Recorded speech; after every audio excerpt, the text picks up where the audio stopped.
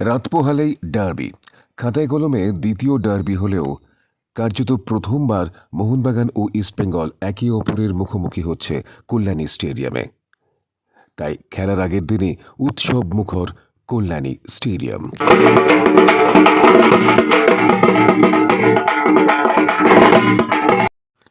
এক অভিনব উদ্যোগে স্টেডিয়ামের বাইরে তৈরি করা হয়েছে ইস্টবেঙ্গল ও মোহনবাগান কর্নার। যে সমস্ত জিনিস নিয়ে স্টেডিয়ামে ঢোকা যাবে না সেগুলি জমা রাখার জন্য তৈরি করা হয়েছে ক্লোকরুম। দুদলের ফ্যান ক্লাবেরও উদ্বোধন হল এই দিন। উদ্বোধন করলেন কল্যাণীর পুরপ্রধান ও কল্যাণী স্টেডিয়াম কমিটির chairman doctor Nilimesh Roychowdhury. East Bengal fan ক্লাবের উদ্বোধনে উপস্থিত ছিলেন ৭০ দশকের তারকা ফুটবলার ও ১৯৭৩-এর ইস্টবেঙ্গলের অধিনায়ক স্বপন সেনগুপ্ত।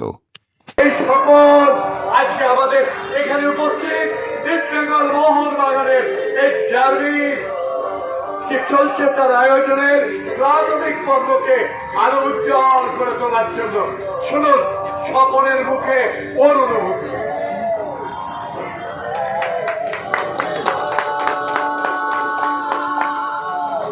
উপস্থিত কল্যাণী পৌরসভার পৌরপ্রধান, আমাদের খুব প্রিয় মানুষ নীলিমেশ দা। যখন আমি আজকে এলাম, নীলিমেশ দা বললেন আমাকে থাকতে হবে, তো আমি নীলিমেশ দার কথা কোনো অমান্য করিনি কোনোদিনও। আমি থাকলাম। আমার একটা জিনিস দেখার যে fan club, Mohun Bagan fan club আজকে হয়েছে।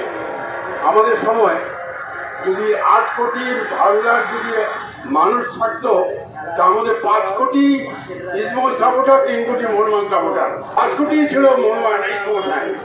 তো তখন কিন্তু এই আলাদা করে ফ্যানের কিছু দরকার ছিল না, কারণ সবাই মাঠে ছুটতো ফুটবলারদের টানে। আজকে আমরা ফুটবলের টানে আমরা যেতে পারছি না, আমরা সেরকম খেলা দেখতে পাচ্ছি না। আমরা কি খেলেছি না খেলেছি সেটা নীলিমেশ দাই দেখেছেন, নীলিমেশ দা জানেন। তো আমি একটা কথা বলছি, ইস্টবেঙ্গল মোহনবাগান, এখানে আমি ইস্টবেঙ্গলের হয়েও বলছি, মোহনবাগান কিন্তু অ্যাডভান্টেজে আছে, এটা খুব সাবধান। আমি ইস্টবেঙ্গল প্লেয়ারদের বলবো, প্রথম থেকে অন্তত 15 মিনিট ফার্স্ট 15 মিনিট ঝাঁপিয়ে পড়ে ইস্টবেঙ্গলের দাঁড়, মোহনবাগানকে দাঁড়াতে না দেয়। মোহনবাগান যদি দাঁড়াতে না দেয়, যদি রিজমটা ভেঙে দেয়, সুরটা ভেঙে দেয়, তাহলে সে আর গান গাইতে পারবে না, খেলতে পারবে না। সেই সুযোগে ম্যাচটা জিততে হবে। মোহনবাগান ফ্যান ক্লাব উদ্বোধনে উপস্থিত ছিলেন মোহনবাগানের প্রাক্তন তারকা ফুটবলার লাল কমল ভৌমিক।